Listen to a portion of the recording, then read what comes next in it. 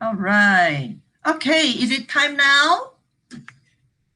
All righty. Well, thank you so much for being here, everybody. I know you guys had a busy day. I hope everybody had a nice 3-day weekend. I did. I played golf, so yay. All right, so welcome to GEG Nevada Monthly Meeting number 7. We are going to have a wonderful activities for everybody, so I hope you will enjoy it. Okay, and please meet the GEG Nevada team. If you are interested in becoming one of the members, please let us know, okay, because we welcome everybody who is interested in becoming a leader, okay?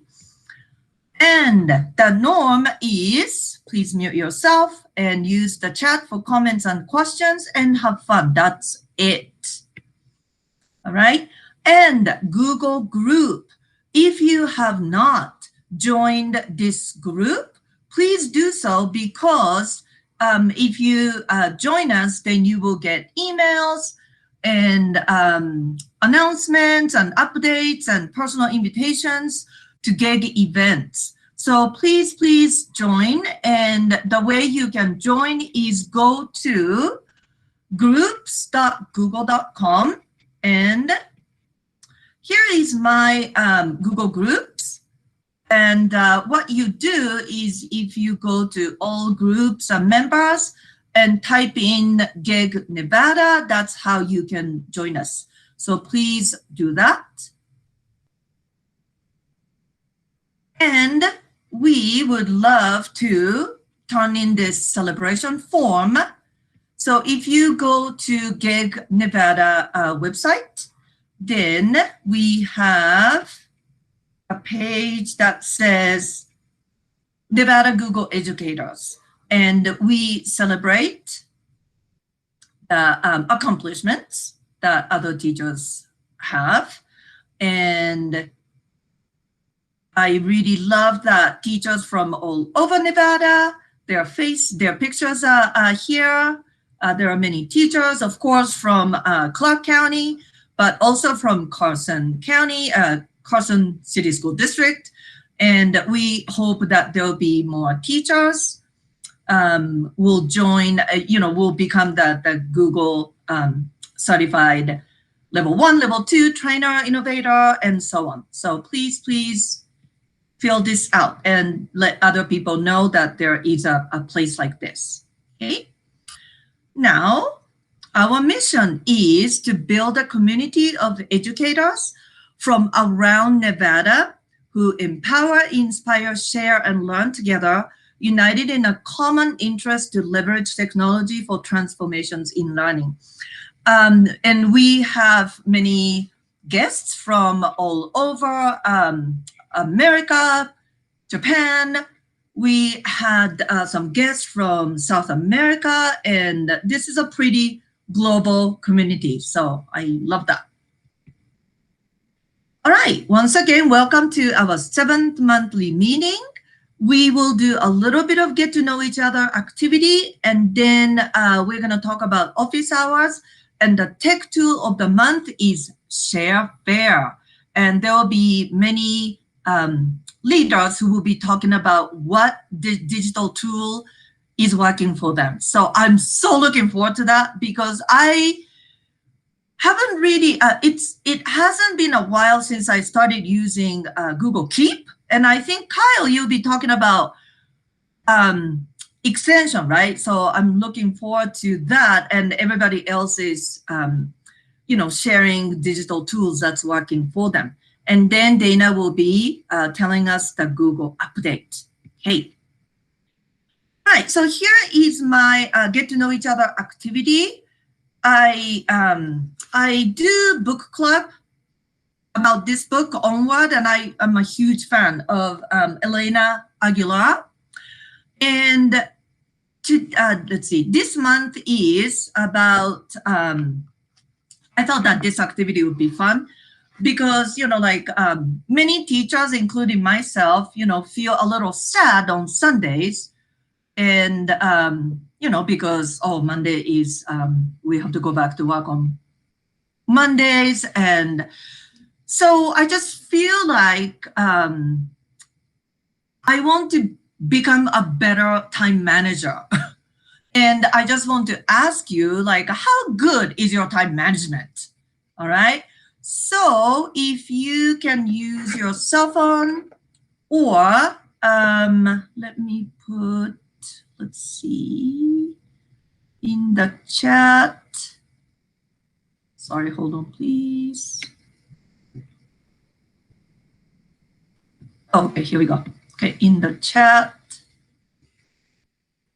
Okay, here's a Mentimeter link. Okay. All right, and I'm going to share. Oh, you guys are good then. I'm the only one that said terrible. That's great. I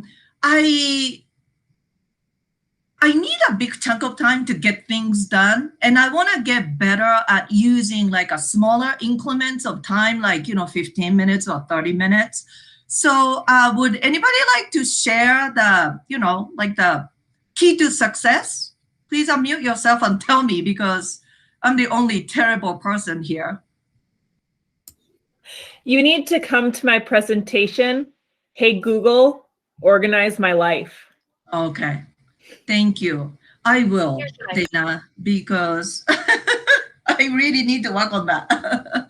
That's great. I'm so glad that you guys feel like, you guys are managing your time better, because, teachers are busy, and, we have to balance our personal life and, work. So, well, good for you. All right. One thing my teaching partner and I have determined is that if you have something to do and you leave that tab open, that by the end of the day you go and you spend half an hour cleaning out the tabs that of things you have to get done. Yeah, that's great. Thank you, Jennifer. It is good to work with somebody else, right? And then you hold yourselves accountable. I think that's really good. Thank you so much. Kyle says some different things I was doing. Yeah. One of the things that I've started doing, Mimi, is I would just get started on one task on the computer and would go down a rabbit's hole and wouldn't feel like I got anything done. So about 6 months ago, I bought a little timer at the Container Store, and I sit down and I put in 20 minutes. And when that goes off, I have to go do something else. It may only be for 5 minutes, but I have to go do something else, read a book or do something. And then before I can come back, and so I literally have to time my time on activities, because I won't get what I want to get done. So I don't know if that helps. Wow. Anybody. Scott, thank you so much. That's a great idea. I will do that. Thank you so much. I was hoping that there will be more people who would need some kind of time management advice, but sorry, that was only me. Okay, so moving on. Okay, so office hours. Scott, do you have, would you like to talk about office hours? Yep.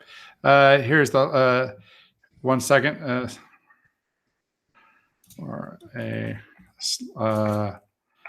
I'm just putting this, sorry, I was in the process of, we have office hours. We tried it this year. It's been very successful. Not a lot of people have shown up, but it's been very successful. And so you basically sign up for an hour. Even if you did 1 hour a year to sign up during the school season, that's an hour. Other people could log in, teachers or people from GEG can log in and ask questions. I want a quick shout out to our most current volunteers. Christine and Joanne both took a time slot. Thank you so much. I really appreciate it. And here's a link to the remainder. There's only 2 months left of time slots. There's actually only 1, 2, 3, 4, 5 slots left. So if you feel like giving an hour on a Tuesday, that's not our regular meeting time, sign up. If not, there'll be slots next year. Thanks so much. Thank you, Scott. All righty, so share fair, what's working? Who is first?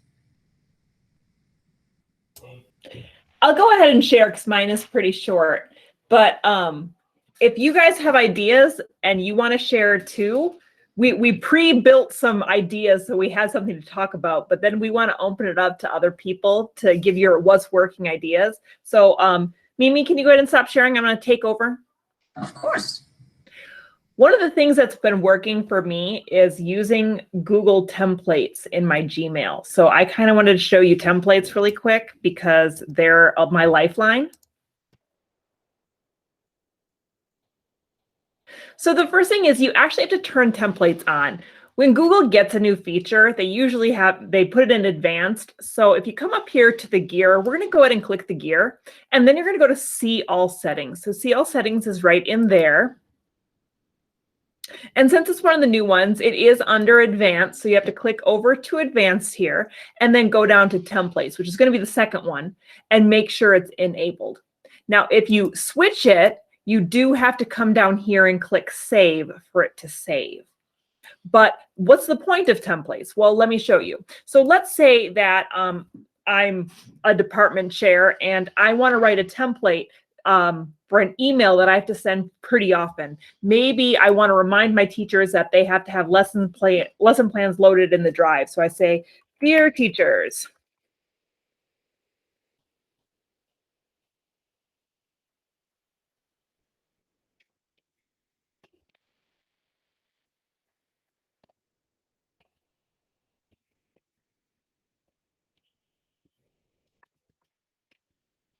now this is kind of a silly example because it's short or whatever, but what I'm going to do is I'm going to save this as a template so I can send it as many times as often as I'd like. So to do that, we're going to come down here to the 3 dots. And whenever you see 3 dots in Google, it always means more. So I'm going to go ahead and click more, and I'm going to go up to templates. Now, if you don't see templates, it means you didn't hit save when you were changing your settings. So you have to go back into settings and hit save when your template's enabled. And I'm going to come down here and save a new template. And the new template is going to be called, I don't know, lesson plans. And I'm going to save it. So now let's say I needed to send this to Scott. I would just open up an email and go to Scott. And I'd come down to my 3 dots, go to templates, grab lesson plans, it's all set, and I can hit send.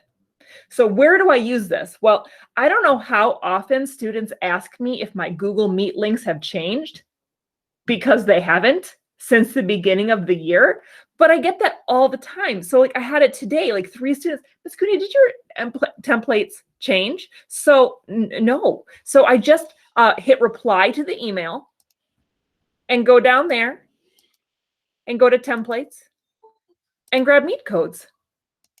And then there's all my Meet codes and I send them and they're on their way. Or another thing is I have to lock my templates in Canvas because I'm not working on the CCSD platform. Long story. But anyway, my assignments have to be locked, but I want to reopen them for students. So students are constantly saying, Ms. Cooney, how can I redo that assignment? And I'm like, oh, here's the amnesty form here. There you go. And it'll come down there and I'll hit send. And I have all these templates ready to go because I get the same 5 questions every single day. So I always have a template for those emails so I can send them. And the point is to be as polite and as generic as possible because you never know who you're sending to. Anyway, that's my what's working tip. That's great. Thank you, Dana. All right, who's next? This is Heather. I can go for Slides Mania. All right. I'm going to put it over in the chat and share my screen.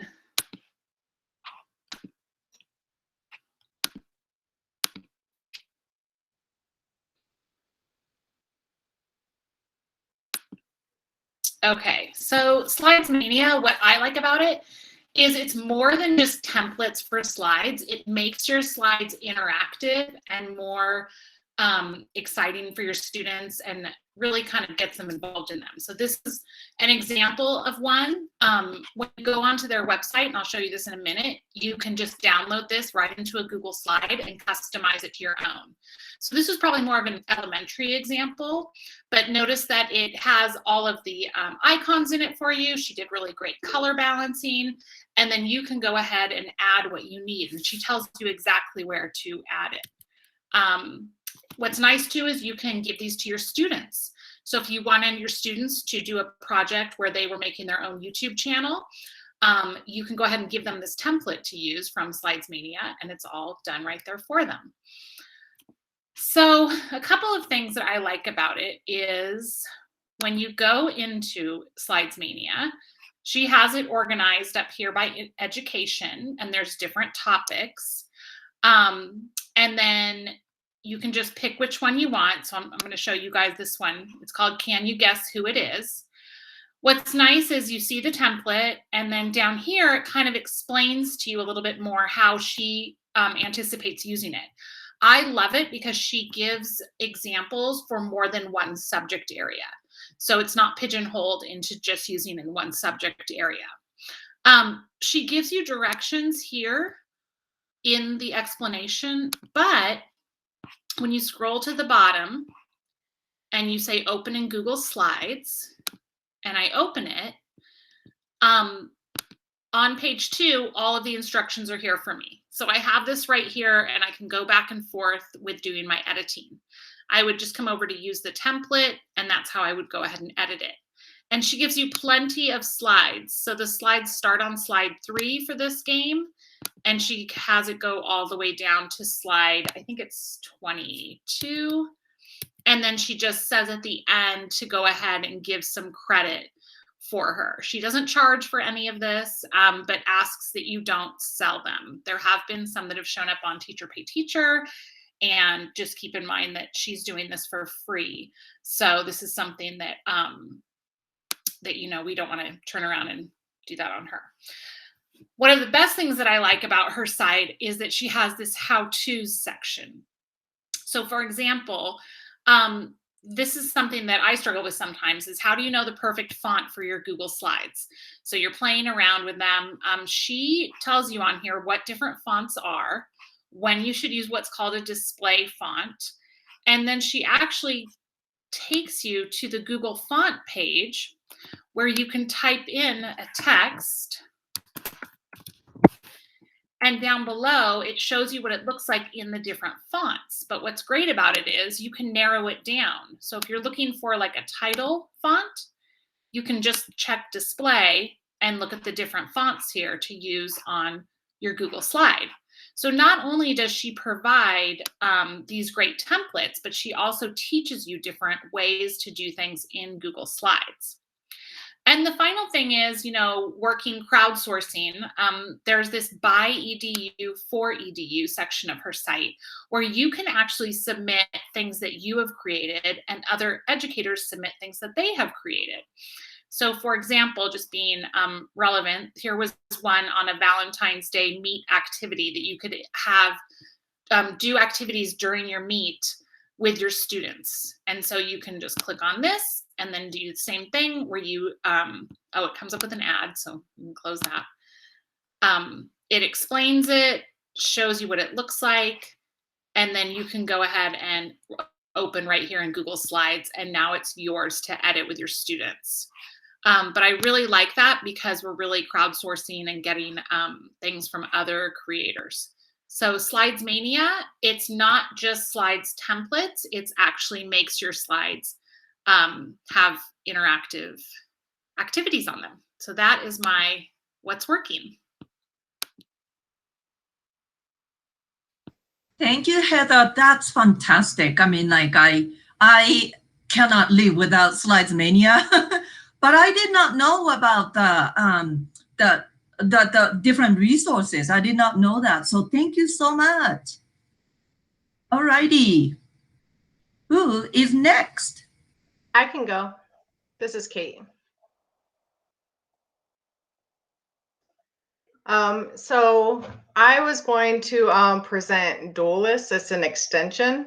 So let me go ahead and drag it over.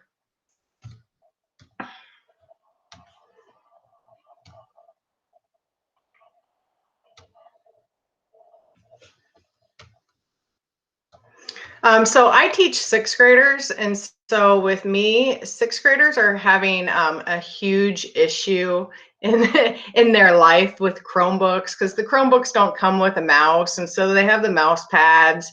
They aren't very good all the time at like resizing stuff.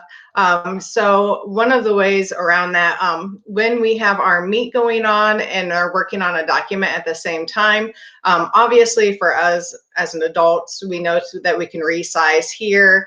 I know on the Chromebooks, sometimes I forget what it is, control left bracket, I think can resize. But if you download Duelist, I'll put the link in the chat box in just a second. You can actually just click with one little click, you can choose and have your screen resize. You can resize it horizontally, or you can resize it vertically. I typically like to do just the half. And so just with a little click, you can see it resizes it for you. And so that's Duelist, and super easy, a little trick there for the kids to use.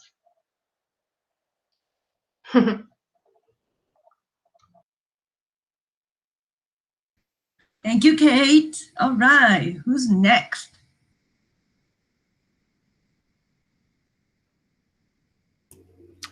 I can go talk about the Save to Google Keep extension. So what I'm going to do is let me get my screen shared out here. So Google Keep is, if you haven't used it before, and I'm not sharing yet, there we go.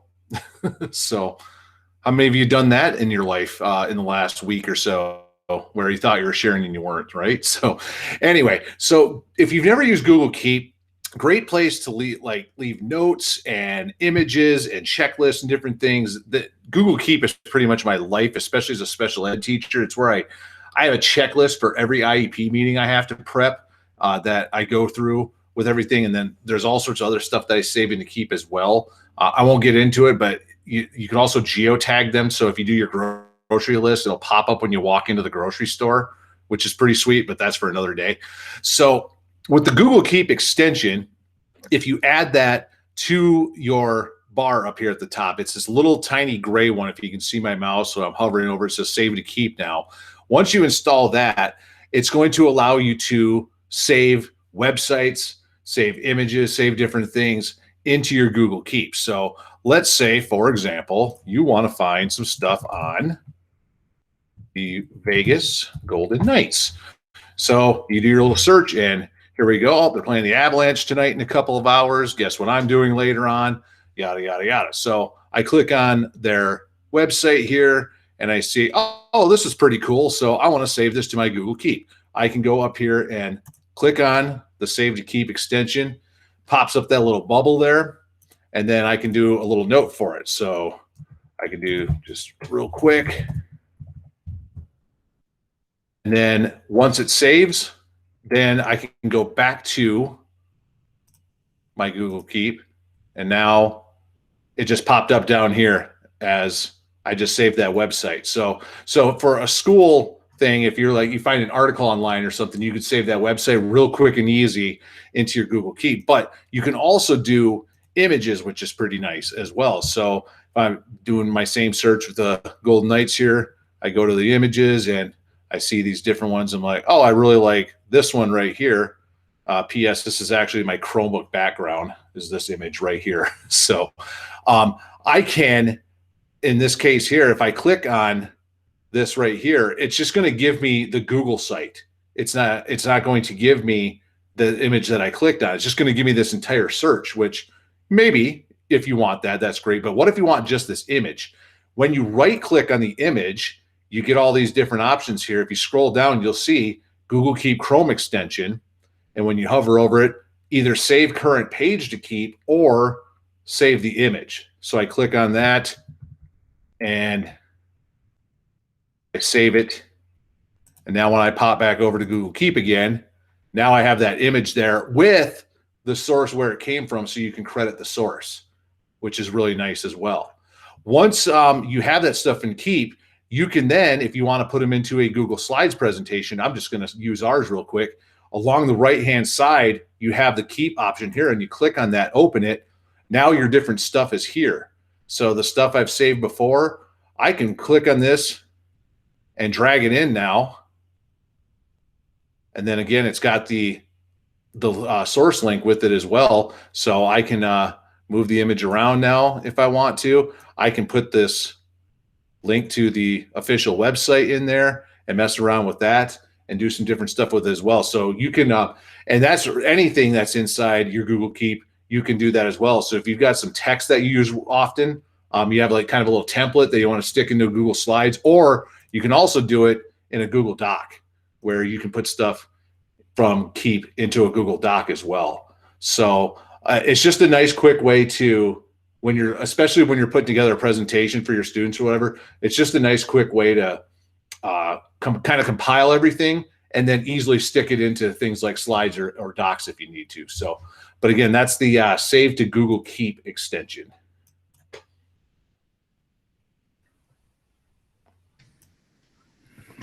Thank you, Kyle. That's awesome. All right, who is next? I think it might be me. It's Christia. So, as is always life in the technology world, I get home and there's like no internet at my house. And I was like, I have a meeting. So I am on hotspot, just so you know. So can everybody hear me okay? Like, just you can give me a Y in the chat. Awesome. So if something happens and I disappear, that's why, because my hotspot like cacked out. All right, so I'm going to share with you something called classroomscreen.com. Let me put that link in the chat. And my camera is off, but amazingly, you're going to be able to see me in just a second. So let me present. I'm going to do my entire screen just. So classroomscreen.com has actually been around for a long time. And I used it on my smart board like forever ago. Can you see my presentation? Wait, hold on. Now can you see it? Now I can't see the chat. So if someone could say yes, they could see it. That'd be awesome. Yes. Yes. Yay. All right. So I used to use Classroom Screen as it's just like a dashboard, a hub, and it has tons of these little tools that you can use. I use it on my smartboard all the time when I taught kindergarten. When I got into teaching technology, I didn't use it as much because I wasn't standing at the smartboard as much. But then I was like, you know, I have all these things open that I'm sharing with kids. Like I have a slide deck and I have a video in YouTube and I have a Padlet and I have Canvas. What if I could present all those things at one time without having to change tabs, right? So I needed a timer for something, and I was like, you know what, I'm gonna go on classroomscreen.com. I keep seeing it come through social media, so I want to revisit it. And when I got there, I was so pleasantly surprised at the upgrades that they have made for distance learning and really kind of hybrid learning that I just wanted to share it with you guys. So as you can see, first of all, here I am in kind of a dashboard and I have a webcam open. So we know that when kids see us when we're teaching, that they tend to pay attention better. They tend to learn more. Like that's why we stand at the board and point at things, right? So here I am. I'm not over in the gallery anymore. Now I'm here right next to the things that I'll be presenting and right in their presentation screen. So let's take a look first at just the dashboard here at the bottom. You have a myriad of tools. And by the way, this is free. There is a paid version, but all the things I'm showing you right now are free. So let's say you need to pull up, hold on, I'm getting notifications. Let me snooze my notifications really quick. There we go. As with everything else. All right, so let's say I need a calendar. So I have to just click on calendar and it pops up a calendar. If I need that while I'm teaching. If I need a clock, let's say I want to keep track of time a little better, or we're learning time and I want students to sort of see ongoing what time it is digitally as well as analog. There's a clock. And all I do is I click that X to close out. If I need a stopwatch, there it is. And there's all of them have a little settings button over here. You can actually move it around anywhere you want, as well as make it bigger or smaller, depending on what you need. So let me close that. Along with the stopwatch, I can also have a timer. There's that timer I needed, and it's kind of nice. You can change the sound that you get. Again, you can move it around. You can make it smaller. Traffic light. So if you want to give kids that visual of, okay, we're in red right now, that's no talking or whatever, it's got a little flashlight, a little stoplight you can use however you would like. And they also have these work symbols that you can use. So if it's whisper time, if it's ask your neighbor time, if it's work together time, you have all those as well. So I click the X. So I'm just gonna close out this webcam for just a minute. If I need to type something really quick, just grab the little mover. I've got a little rich content editor that I can use. If I need to draw really quick, this is what I used a lot in kindergarten, because I real quick needed a whiteboard to write on, and I didn't necessarily want to open up my smart suite, so I could just do that really quick. A QR code. So if I have something that I want kids to get really quick, a website, I'm trying to move this and we'll move. I could type the website in here and it will generate a QR code automatically for them. And then they can just click that QR code if we're in the classroom or even at home, and they can go directly to that site. The media, we're going to come back to that in a second, but I will show you, this is where I turned on that webcam. So mine always defaults to my snap camera for some reason, so let me fix that. And there we go. And now I can make it as big or as small as I want. I can move it wherever I want. So that's where I got that webcam. We're going to come back. We're going to talk about the other tools in there. If you're into having the kids know what the sound level is, you can do that here. Whoop, let me close that. You have dice. So if you're playing a game or you're doing some math and you need two numbers, it has an automatic little generator for dice. You can do a random name generator as well. You can type the names in here. It does have a place where you can go put in a list of names, so it can randomly generate names. And then this one's really cool. This is the background. So I can choose any of these backgrounds. I can upload my own background. Here are animated backgrounds, which are cool. So if I was teaching about plants, every morning when they came in, I would have a plant, some type of plant picture as the background on our classroom screen. You can do colors, but here's another powerful one. Here's another way you can do your webcam. So let's see if it's going to cooperate. So wait, let me move over. There I am. So now, if I want to be here right with my content and I can point to it, I can be just this big and live in their presentation screen, right? So let's go back to this one right here. And I showed you how to use the embed or the webcam. So now I can also add an image. So in a couple of days, I have to teach PE. I'm going to sub in PE, and I want to add a Bitmoji. I know you guys like your Bitmojis, right?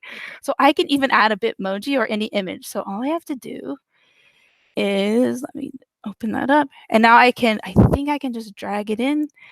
And yep, there's my Bitmoji. Now, when the students log in and they see me, they'll know, hey, wait, we're in the right place because it's Miss Osborne, but we're still doing PE. So I can let them know. And that could be any image. The other thing I can do here is I can put a YouTube video. So if I click here, all I have to do is put in the link, the URL. And so here's my YouTube video. I can move it around. It's playing. But not only that, just like YouTube, I can click here and make it full screen. Right? And then my video is playing. I'm done. I click the I'm done with you full screen. And then I can kind of move it out of the way. And then not only that, also let me move this dashboard here. Now here is my slide deck. So I can just make that slide deck full screen. I can use it exactly the same way I normally would. And I can, oh no, I just opened my messages. Oh no, stop. There we go. That was I lost y'all. Then you're back. All right, let me try that again.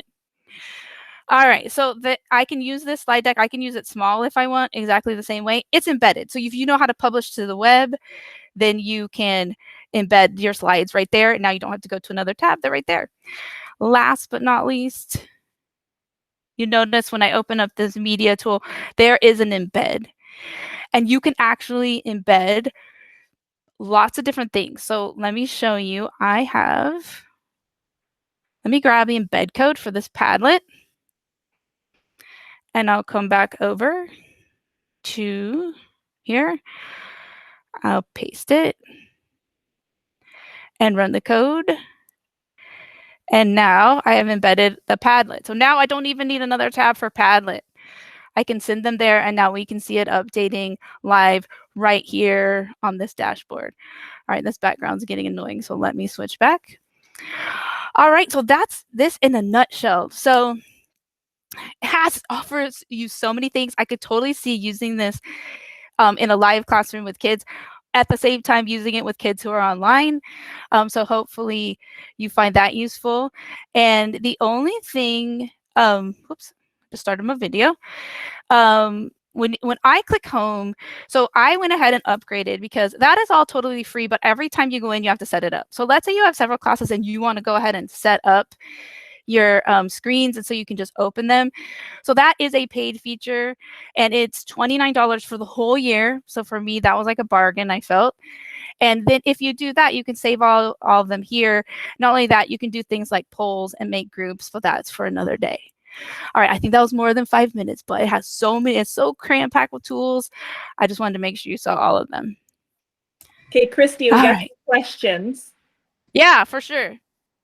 Can you use editable slides or only the embedded ones that you can't change? Seeing as how you have to use an embed code for that, like my choices in media and the media are image, YouTube, webcam, and embed. Yeah, I think you can only use the embedded ones. Now, at least they're still clickable, right? You just can't edit them on the fly. No, so you'd still need that in another tab. But for me, I just present them anyway, and I just go through them. They're usually just reminders for my kids. So yeah, if it just works as an embed, that's how you would have to do it. And then you kind of answered this one, but I'm going to ask it anyway. So you can set this up all over the weekend and have it ready for things on your dashboard? Yeah. So if you get that paid version, which is $29.90, don't forget the 90 cents. It's $29.90. And then yeah, you could have, let's say you teach 5 different classes. You're in high school, you teach 5 different classes. You could have a different dashboard already set up for each class. If you teach kindergarten, but you teach different subjects, you can have those set up for them as well. Yeah, it's pretty versatile, and for the price, I thought it really did a lot of stuff. Yeah, I agree. That's awesome. I can't think of any level that this wouldn't be useful in. Yeah, awesome. Thank you. The phone is ringing at my house too. Yeah, so I totally, and like I said, I think it's totally doable. Like I haven't done it yet, but I think it's totally doable with kids in your classroom and kids online if you're teaching them at the same time doing hybrid, because everybody sees that same dashboard. Okay, so we got everybody on the list that was set to present, but we have open forum now. So we're kind of opening it up to anyone else. If anyone has a what's working or they have questions or all that, Mimi, I'll actually let you take over since you're running the show. No, you are good. You are good. So anybody, please unmute yourself. And if you have any questions, any more things that you want to share, please do.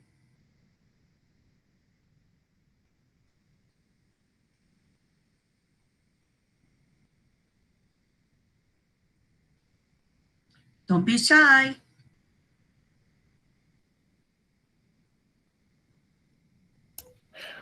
If nobody wants to share now, they could always like think about it and get ready. Well, I made the announcements really short because I want plenty of time for other people to bring in their ideas. So I can jump to the next one and then be thinking about something you want to share. Okay, so Nana, did you share the one about the QR code? Oh, did you guys know, like, Google just had, that's something my updates. Oh, okay. So, okay, updates. I only did 3 of them because there's a lot of updates, but a lot of them were boring and I didn't care about them. I guess I'm kind of biased when it comes to the updates.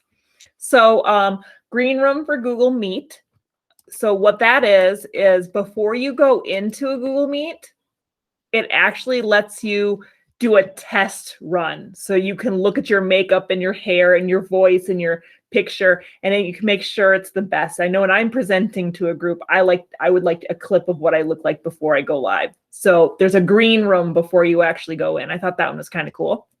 And Google Chrome can now make QR codes. So anytime you go on a Google site and you right click, there's a create a QR code. So almost any web page, you can have a QR code right there.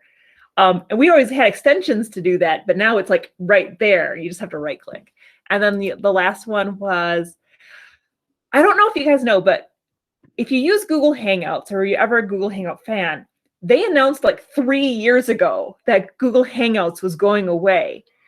And then it was supposed to be gone by now. It's like, it's technically in the graveyard. If you go to the Google graveyard, Hangouts is already there, but as you know, it still functions, it still works. So they are actually getting it into the Google graveyard for good this time because they're replacing it with chat, which is a much more robust feature. And so we have chat with our school accounts, but now it's in beta for personal accounts. So when Google Hangouts goes away completely, Google Chat will be available for everybody. And if you haven't used Google Chat, or if it's not turned on at your school, you got to get your Google admin to turn it on, because you can drop meets in there like in a heartbeat, and it's fantastic. So those are the only 3 updates. So hopefully somebody got their little what's working ready to go and they can share it. Yeah, chat is better than Hangouts. I wasn't a believer at first, but now I am. So that's what I got for you. So we're back to open forum. All right. Thank you, Dana. Anybody? I just want to, hopefully everybody knows about the, and I'm going to put this kind of lengthy message about tomorrow's global Google event that's open to anybody. It's at noon. Oh, all right. There it is. Did you already announce it and I just missed it? All right. I'm going to just drop there's a link. We were going there next. Oh, okay. Sorry. Okay. I'm going to shut up. I want to make sure that everyone knew about it. That's all. We can go back. Sorry. No, that's all right, Scott. It just means I wasn't paying attention last week. Why don't you tell us about it, Scott? No, yes, I will. Let me tell you about it. Why, I'm glad you asked, Dana. It's almost time for the Learning with Google global event. We're delighted that you have registered to join us. It's sharing latest Google education news, stories. Sundar, I don't know how to say his last name, the CEO of Google, is going to be doing opening remarks. And I think it's being presented in 14 different languages, which is awesome. And I think they're going to go over a lot of the changes that are coming to Google for education. So everybody thought that was my semi-impromptu. So I didn't mean to be the announcer for that. I just that is the link on the screen right now, that Google/LWG Learning with Google. So that's a short link. You can just use that. You can go straight there. Let's say you can't attend live tomorrow because it is like in the middle of the day. They will record it, and you'll be able to get to the recording with that same link. So if you sign up and register, they'll send you the recording, and then you can watch it at your leisure. Yeah, there's going to be lots of updates about Google Meet, Google Classroom, Chromebooks. So definitely tune in. I think we're going to get a lot of good surprises tomorrow. Somebody want to hit chat? Thank you. Thank you, Dana. Thank you, everybody. I'm so glad that there will be a recording available because we are working, right? We are teaching. So that makes sense. Wonderful. Thank you. All right. Anybody? Would someone be brave enough to demonstrate Google Chat?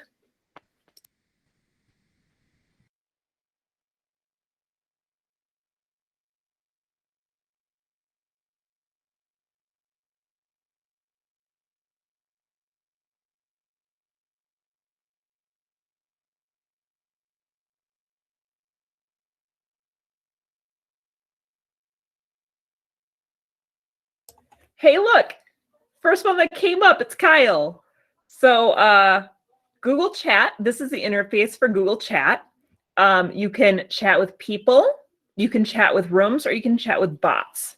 So you can create rooms down here. So you can see I created a teacher's lounge with all the teachers at Silverado High School. I've created a Silverado math teacher group and a group for Algebra 2. So you can create them in rooms, and so you stay with group chats. But let's say I'm in a chat with Kyle here. Some of the things I can do is, of course, give him smileys, because why wouldn't I want to do that? I can upload files to him. I can attach something from my Google Drive.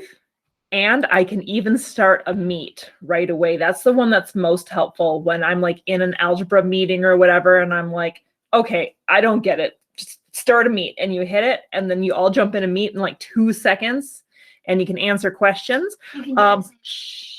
The bots I have not played around with yet, but I've been very active on Slack lately, and I've started to use the bots in there. So if I get better at bots, I'll let you know which ones are good and which ones are not.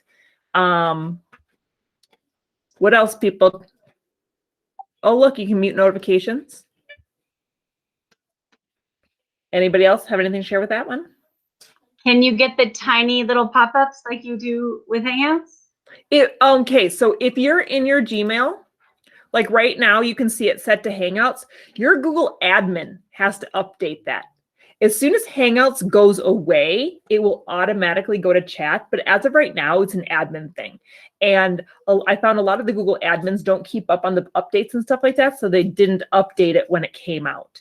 So when Hangouts goes away, that will automatically update to chat. But they are consistent. As you can see, like Kyle here sent me a message on chat, but I got it in my Hangouts. They do talk to each other.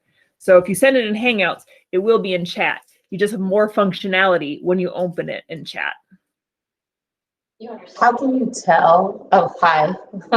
How can you tell if your Google admin has updated it? If it says Hangouts, they haven't. Okay, so we have about 4 or 5 Google admins in the room. And they can actually send you screenshots of where to tell the admin to go to change it. Can anybody willing to do that? Yeah, if you could email me, or I could find it. I used to be, but I am not, so I have to figure out who it is at my school. So. I might have it. Yes, I will go into my trainer admin account and find it and take a screenshot of it, and I'll send it via GG. Awesome. Thank you so much. Great. Thank you so much, Dana. It's open forum, everybody. No? I don't have anything to share on screen, but I will say if you're not using Google Forms, my participation percentage with Google Forms is significantly higher than any other way for my students to turn in homework. I am using Canvas, so I do have to hand insert all my grades into Canvas from the Google form, but I still find it's worth it because so many of my students just like it. They say it doesn't feel like homework is their response. So I don't know what that means, but my high schoolers, they really like it a lot. So if you haven't seen all the new features that Google Forms has, it's pretty awesome.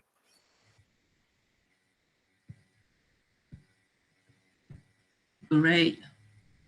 Great. Thank you. Anybody else?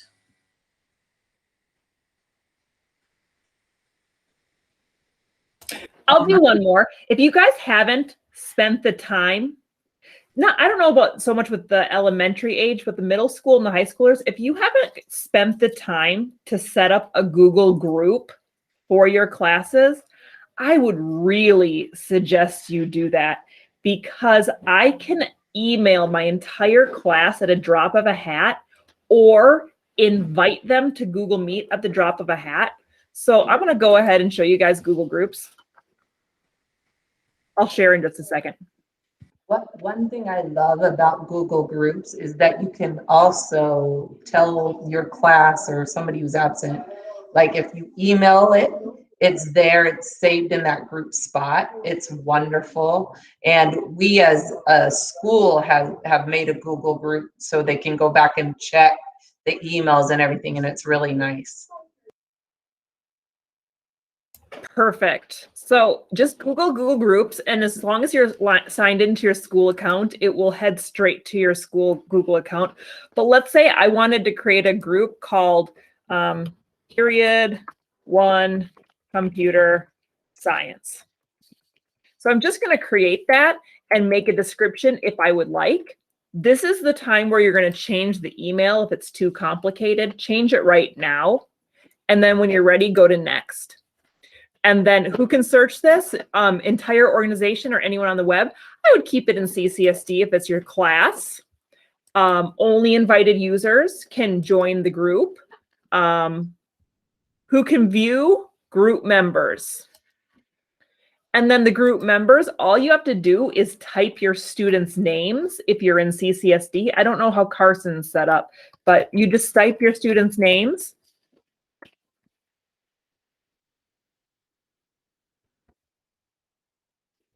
And grab people on there. Let's see, can I find? Got Kate, and I'll grab Heather. And you just type them on there. And yeah, it takes 10 minutes to set up a Google group. But once you have it set up, send a welcome message. And then as soon as I do that, hi guys, this is your first period teacher.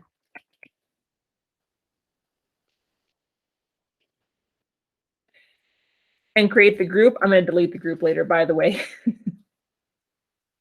Now, anytime I want to email that group, I can email everybody with one email address. And I actually keep them saved. So that email address is right here. So it's period-1-computer-science-user. And that was a little complicated, but I could have changed it along the way. And so now if I ever go back to my email and I go to compose, I just type in